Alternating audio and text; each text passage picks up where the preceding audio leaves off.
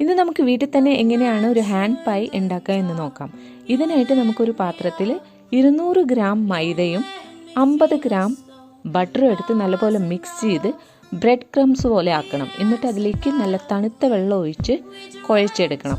എന്നിട്ട് ഒരു half an hour അല്ലെങ്കിൽ 1 അവർ നമുക്ക് ഇത് ഫ്രിഡ്ജിലേക്ക് വെക്കാം. പുറത്തെടുത്ത് നല്ലപോലെ റോൾ ചെയ്ത് ഇഷ്ടമുള്ള ആകൃതിയിലാക്കി ഇതിലേക്ക് ഇഷ്ടമുള്ള ഫില്ലിങ്ങും വെച്ച് നമുക്ക് ബേക്ക് ചെയ്തെടുക്കാവുന്നതാണ്.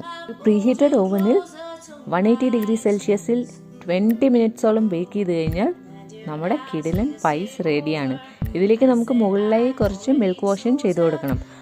അപ്പോൾ ഇന്നലത്തെ ചിക്കൻ പായും ഇന്നത്തെ ഹാൻഡ് പായും ഒക്കെ വീട്ടിൽ എങ്ങനെ എളുപ്പത്തിൽ ഉണ്ടാക്കാമെന്ന് മനസ്സിലായില്ലേ? ഇതൊക്കെ കുട്ടികൾക്ക് ഒരുപാട് ഇഷ്ടമാവും. ഉണ്ടാക്കി നോക്കണം. വീണ്ടും കാണുന്നവരെ keep watching Sush cooks. Have a good day.